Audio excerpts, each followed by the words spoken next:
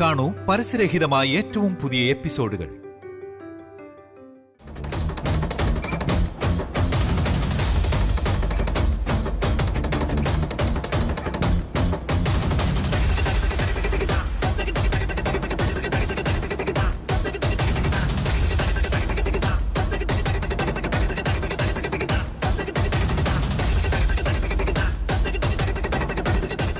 ചേച്ചി,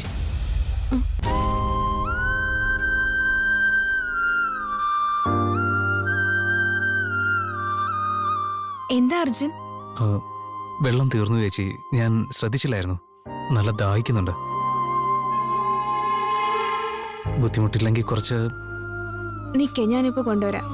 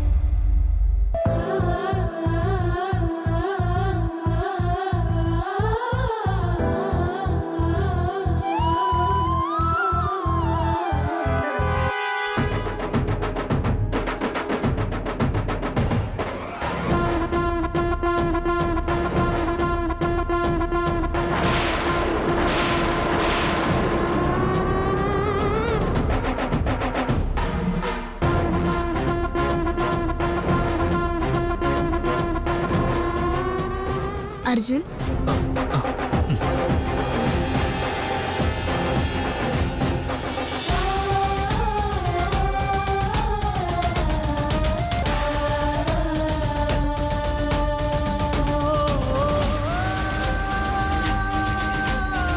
കുടിക്കാൻ വെള്ളം വേണമെന്ന് പറഞ്ഞിട്ട് നീ ഇത് എങ്ങോട്ടാ പോകുന്നേ?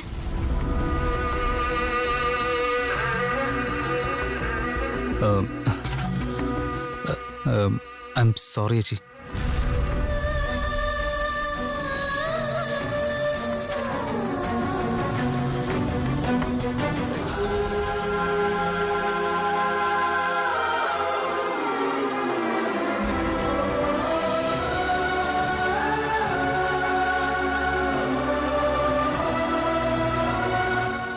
താങ്ക്സ് ചേച്ചി.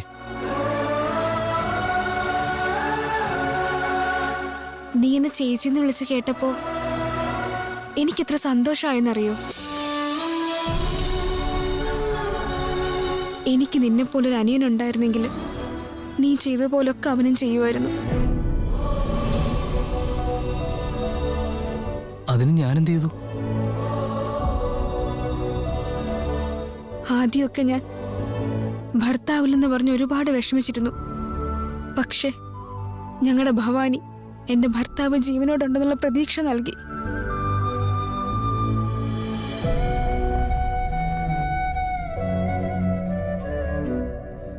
ഞാനൊരു സുമംഗലിയാണെന്ന് അവൾ എനിക്ക് അറിയിച്ചു തന്നു. എന്റെ ഭർത്താവ് എവിടെ പോയെന്നോ, എന്തു പറ്റിയെന്നോ, എന്താ വീട്ടിൽ തിരിച്ചു വരാത്തെന്നോ പോലും എന്റെ ഭവാൻ ഓരോ നിമിഷം ചിന്തിച്ചിരിക്കുവാണ്. ചേട്ടന് തിരിച്ച് വീട്ടിലേക്ക് കൊണ്ടുവരണമെന്ന് എല്ലാ ദിവസവും ശ്രമിച്ചുകൊണ്ടിരിക്കുവാണ്.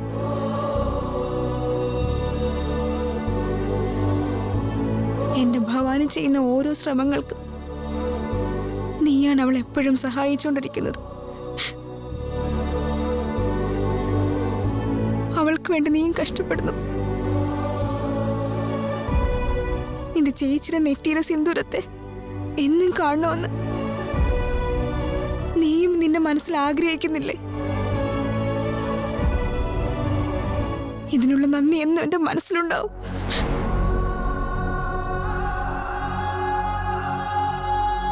അയ്യോ, ഞാൻ ചേച്ചിയുടെ അനിയന്റെ പ്രായമല്ലേ ഉള്ളൂ, എന്നെ ഇങ്ങനെ കൈയെടുത്ത് തൊഴല്ലേ. നന്മ ചെയ്യുന്ന എല്ലാവരും ആ ദൈവത്തിന് സമമാണ്. അതുകൊണ്ട് കൈ കൂപ്പിയതിനൊന്നും തെറ്റില്ല അർജുൻ.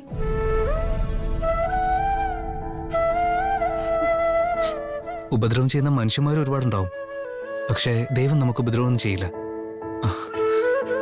ആ ദൈവം ഉറപ്പായിട്ടും ചേച്ചിക്ക് എന്നും നല്ലത് മാത്രമേ ചെയ്യൂ. അങ്ങനെ ഞാൻ വിശ്വസിക്കുന്നത്.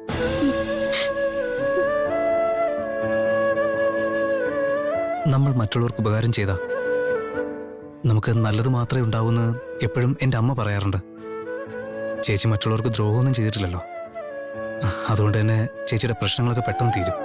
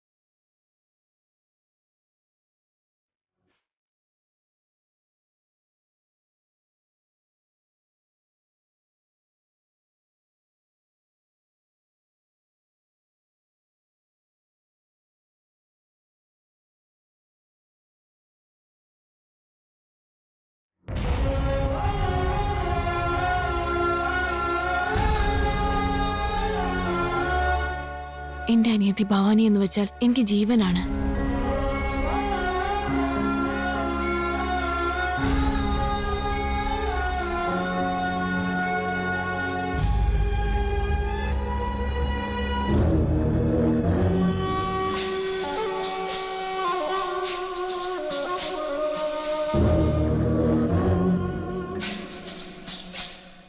ഒരുപാട് കഷ്ടപ്പെട്ടതിന് ശേഷമാണ് ഞാനൊരു കാര്യം കണ്ടെത്തിയത്. ഞാൻ മനസ്സിലാക്കിയ കാര്യം ആരോടും എനിക്ക് പറയാൻ പറ്റില്ല, പറയാതിരിക്കാനും കഴിയുന്നില്ല.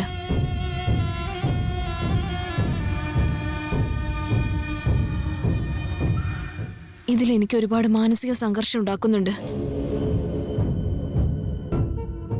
ഞാൻ അനുഭവിക്കുന്ന ഈ മാനസിക സംഘർഷം എനിക്ക് താങ്ങാൻ കഴിയുന്നില്ല.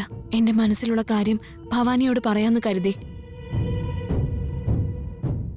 പക്ഷെ എനിക്കത്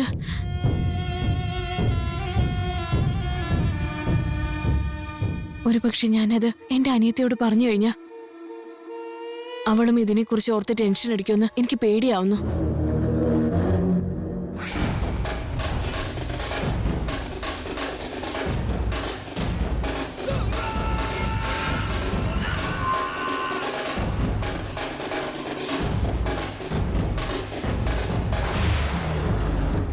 എന്റെ അനിയത്തിയും ടെൻഷൻ അടിച്ചിരിക്കുന്നത് എനിക്കൊരിക്കലും കാണാൻ സാധിക്കില്ല. ഉടനെ തന്നെ എന്റെ അനിയത്തി അമേരിക്കയിലേക്ക് പോകാനിരിക്കുക. എന്റെ ഇപ്പോഴത്തെ സാഹചര്യത്തിൽ എനിക്ക് അവളോട് ചിരിച്ച് സംസാരിക്കാനൊന്നും പറ്റുന്നില്ല. എന്റെ വേദന അവളോട് പറയാൻ പറ്റാത്തത് കൊണ്ടാണ് ഞാൻ അവളോട് ദേഷ്യപ്പെട്ടത്.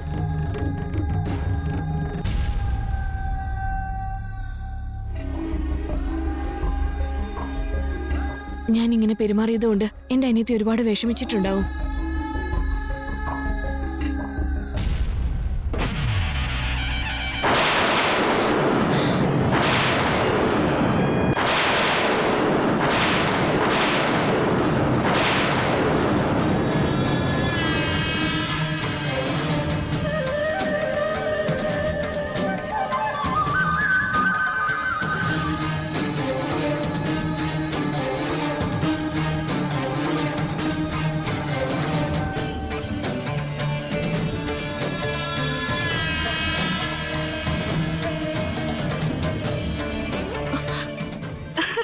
Yes, I got it.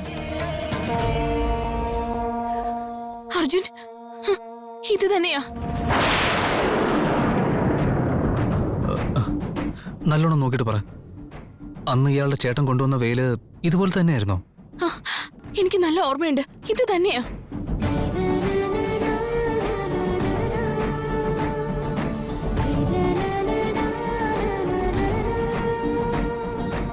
ഇയാളുടെ ചേട്ടൻ വീട്ടിലേക്ക് കൊണ്ടുവന്ന വെയിലിനെ പറ്റി ഈ ഡയറിയിൽ വ്യക്തമായിട്ട് എഴുതിയിട്ടുണ്ടെങ്കിൽ ഈ വെയിലിനും ഇയാളുടെ ചേട്ടൻ്റെ മിസ്സിങ്ങും തമ്മിൽ എന്തോ ഒരു ബന്ധമുണ്ട്.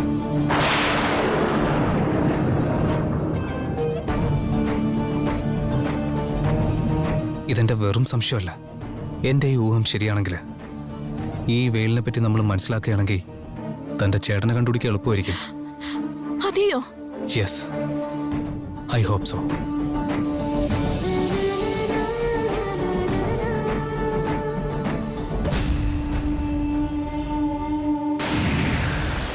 പറഞ്ഞോളൂ തിരുമേനി. വിഗ്രഹത്തിന്റെ പ്രതിഷ്ഠയെ മുരുകന്റെ ഷഷ്ടിയിടന്ന് ചെയ്യാമെന്നാണ് തീരുമാനിച്ചിരുന്നത്. അതൊരു നല്ല കാര്യമായിരുന്നു. പക്ഷേ ഞങ്ങൾക്കെല്ലാവർക്കും ഒരു ചെറിയ സംശയമുണ്ട്. അതിനെക്കുറിച്ച് സംസാരിക്കാനാണ് ഞങ്ങളിപ്പോൾ വന്നത്. പറഞ്ഞോളൂ, എന്താ കാര്യം? വിഗ്രഹത്തിന്റെ പ്രതിഷ്ഠയെ വിഗ്രഹം പുറത്തുനിന്ന് സ്ഥലത്ത് തന്നെ ചെയ്യണോ, അതല്ലെങ്കിൽ 2 വർഷത്തിന് മുമ്പ് സ്വയം വെളിയിൽ വന്ന ശൂലമുള്ള സ്ഥലത്ത് പ്രതിഷ്ഠിക്കണമെന്നാണ് ഞങ്ങളുടെയൊക്കെ ഇപ്പൊ സംശയം.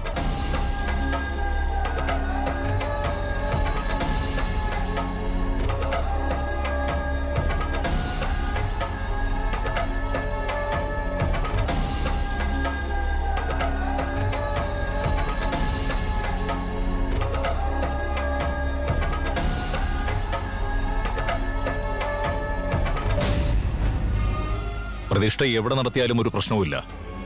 പക്ഷേ വിഗ്രഹം ഒരു സ്ഥലത്തും വേൽ മറ്റൊരു സ്ഥലത്തും വെക്കുന്നത് ശരിയാണോ എന്ന് എനിക്ക് സംശയമുണ്ട്. സ്വയം പുറത്തു വന്ന വേലിനടുത്ത് തന്നെ ഈ വിഗ്രഹം പ്രതിഷ്ഠിച്ചാൽ നന്നായിരിക്കുമെന്നാണ് എനിക്ക് തോന്നുന്നത്.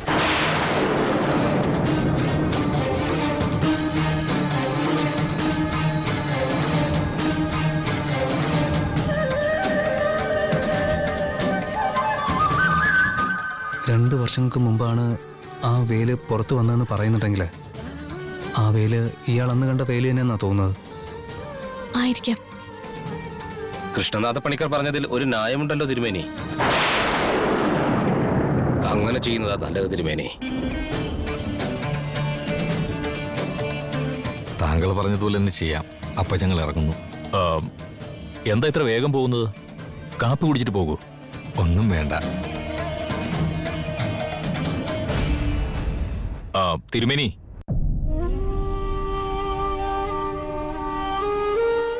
വിഗ്രഹം വേലിനടുത്ത് തന്നെ പ്രതിഷ്ഠിക്കണമെന്ന് പറഞ്ഞപ്പോ നിങ്ങളുടെ മുഖത്തുണ്ടായ ഭാവമാറ്റം എനിക്ക് മനസ്സിലായി.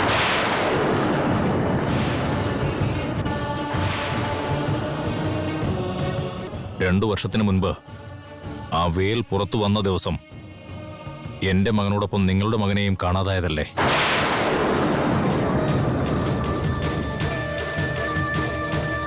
നിങ്ങളുടെ വിഷമം എനിക്ക് മനസ്സിലാവുന്നുണ്ട്. ഞാൻ പോയിട്ട് വരട്ടെ.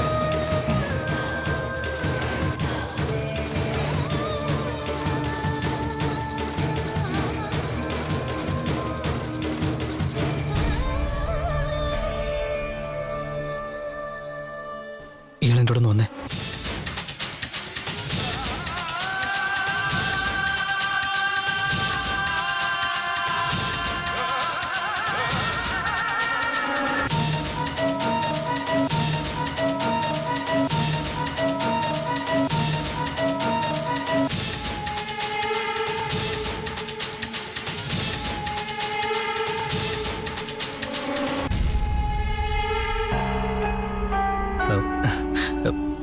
മുത്തശ്ശി മുത്തശ്ശി എന്താ പറയ്?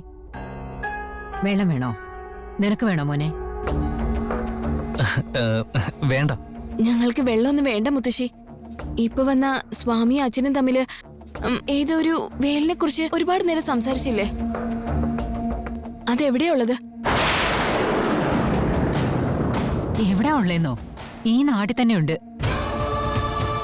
ഈ നാട്ടില് എവിടെയാ മുത്തശ്ശി? ഏത് ഭാഗത്താ ഉള്ളേ? അത് കാണാനായിട്ട് എങ്ങനെ ഇരിക്കും? ഒന്ന് കാണാനുള്ള ആഗ്രഹം കൊണ്ട് ചോദിക്കുന്ന. മുത്തശ്ശി, ഒരു പ്രാവശ്യം ഞങ്ങൾക്കത് കാണണമെന്നുണ്ട്. ആ വെയില് സ്വയം പുറത്തു വന്ന അന്ന് തന്നെയാണ് എന്റെ കൊച്ചുമോനെ കാണാതെ പോയത്. ഒരു വശത്ത് നാടിന് നന്മയുണ്ടാകുന്നു, മറ്റൊരു വശത്ത് ഞങ്ങൾക്ക് ദോഷവും. എന്റെ കൊച്ചുമോനെ എവിടെയാണോ, എങ്ങനെ ഉണ്ടാവോ?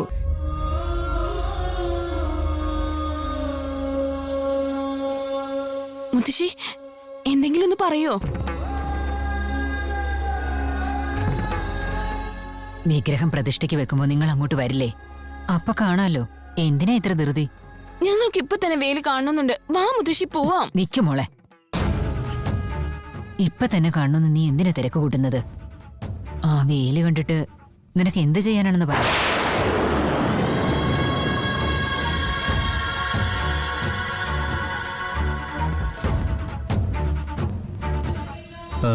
പിന്നെ മുത്തശ്ശി, അത് പ്രതിഷ്ഠ ചെയ്യുമ്പോൾ ഞങ്ങൾ കണ്ടോളാം.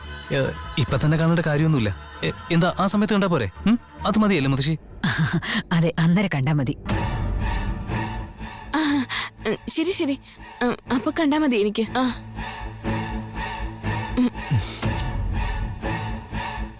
ശരി മുത്തശ്ശി, മുത്തശ്ശിയുടെ ജോലി നടക്കട്ടെ. ശരി മോനെ, നീ ചെല്ല്.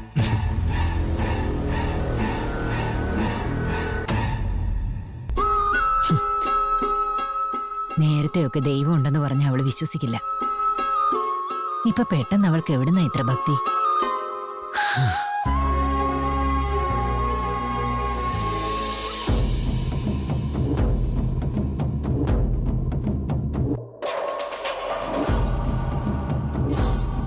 ഇളന്താ ആലോചിക്കുന്ന? ആ വേലിനെ കുറിച്ച് ഞാൻ മുത്തശ്ശിയോട് ചോദിച്ചപ്പോ കാണണ്ടെന്ന് എന്തിനാ പറഞ്ഞേ? അയ്യോ, ഇപ്പോഴേ നമ്മൾ കാണണമെന്ന് പറഞ്ഞ് നിർബന്ധം പിടിച്ചാ മുത്തശ്ശിക്ക് എന്തെങ്കിലും സംശയം തോന്നിയാലോ? അതുകൊണ്ടാ ഞാൻ വേണ്ടാന്ന് പറഞ്ഞ്. ശരിയാണ്. കാരണം വിഗ്രഹ പ്രതിഷ്ഠ വരെ നമ്മൾ വെയിറ്റ് ചെയ്താല് ആൾക്കാരെല്ലാവരും അവിടെ ഉണ്ടാവും. എങ്കിലും ആ വേലിനെ പറ്റിയുള്ള എല്ലാ കാര്യങ്ങളും അറിയാൻ കഴിയില്ലെന്നാ എനിക്ക് തോന്നുന്നത്.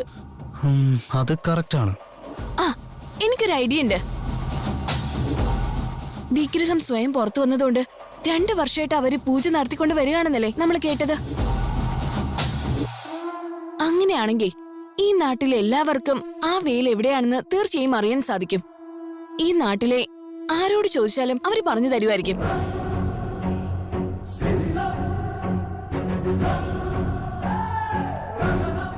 എന്താ ഇപ്പൊ ആലോചിച്ചോണ്ട് നിൽക്കുന്നേ? ഇയാളുടെ ഫാമിലിയെ പറ്റി ഈ നാട്ടുകാർക്കെല്ലാം നന്നായിട്ട് അറിയില്ലേ? നമ്മൾ ഈ പറയുന്ന വേലിനെ പറ്റി അന്വേഷിച്ചു എന്നുള്ളത് ആരെങ്കിലും വന്ന് ഇയാളുടെ വീട്ടുകാരോട് പറഞ്ഞ അത് ചിലപ്പോ ഇയാൾക്ക് പ്രശ്നമാവാൻ ഇടയുണ്ട്.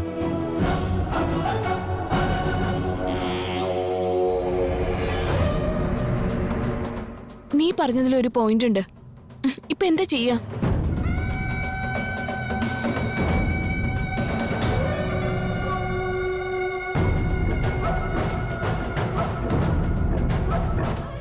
നമുക്ക് എങ്ങനെയെങ്കിലും അതെവിടെയുള്ളതെന്ന് കണ്ടുപിടിക്കണം. നീ എന്താ ആലോചിക്കുന്നത് അർജുൻ? ഈ ഭൂമിയിൽ എവിടെ പോയാലും ആകെ മൊത്തം 4 ദിക്കുകളാണല്ലോ ഉള്ളത്. നമ്മളിപ്പോ അന്വേഷിക്കാൻ പോകുന്ന കാര്യവും ഈ ദിക്കുകളും തമ്മിൽ എന്താ ബന്ധമുള്ളത്? നീ ആദ്യം സോറി പറയേ. സോറി പറയാൻ. അല്ല, ഞാൻ പറഞ്ഞു വന്നതല്ല. ഏത് സ്ഥലത്താണെങ്കിലും വടക്ക് ഭാഗത്തായിരിക്കും ഉറപ്പായിട്ടും ശ്മശാനം ഉണ്ടായിരിക്കുക. അതുകൊണ്ട് എല്ലാവരും പൂജ ചെയ്യുന്ന ഈ വേല് വടക്ക് ഭാഗത്തിരിക്കാൻ സാധ്യതയില്ല. ഇനി അത് തെക്ക് ഭാഗത്താണെങ്കിൽ ഇനി എല്ലാവരും തെക്കോട്ട് നോക്കി നമസ്കരിക്കേണ്ടതായിട്ട് വരില്ലേ? ഈ യമന്റെ ദിക്കല്ലേ തെക്കെന്ന് പറയുന്നത്? കാലിനിവിടെ ആരും പൂജ ചെയ്യുന്നതായിട്ട് കണ്ടിട്ടുമില്ല. അതുകൊണ്ട് തന്നെ തെക്കാവാൻ ഒരു ചാൻസും ഇല്ല. അങ്ങനെയാണെങ്കിൽ തെക്ക് ഭാഗം നോക്കി ഭഗവാന്റെ വിഗ്രഹം വയ്ക്കില്ലെന്നാണോ? ഏത് ദിക്കിൽ വെച്ച് വേണമെങ്കിലും ശിവലിംഗത്തെ പൂജ ചെയ്യുന്നതുകൊണ്ട് ഒരു തെറ്റുമില്ല.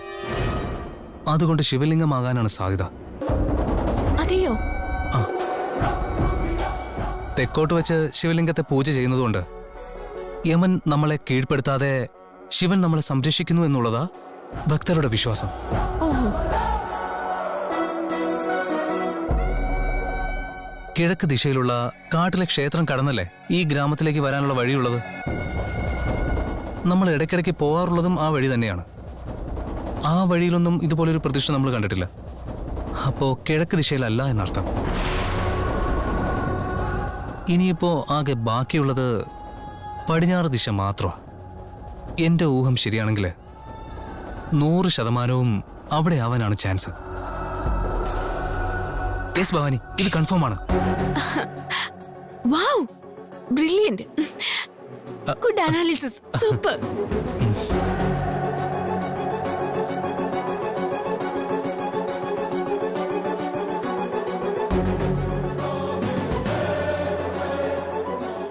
സ്ഥലം കൺഫേം ആയ സ്ഥിതിക്ക് നമുക്ക് അവിടെ പോയി നോക്കിയാലോ? തീർച്ചയായും കണ്ടെത്താൻ സാധിക്കും. വാ പോവാം. യാ ഷുവർ, പോ.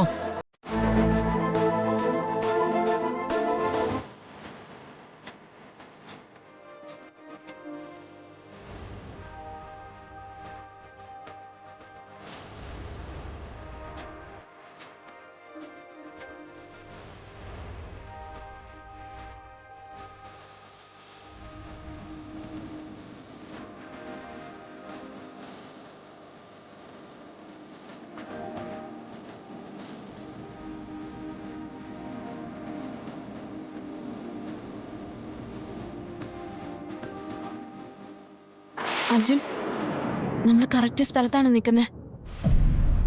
എന്തായാലും ഇത് തന്നെയാ പടിഞ്ഞാറത്തേക്ക്.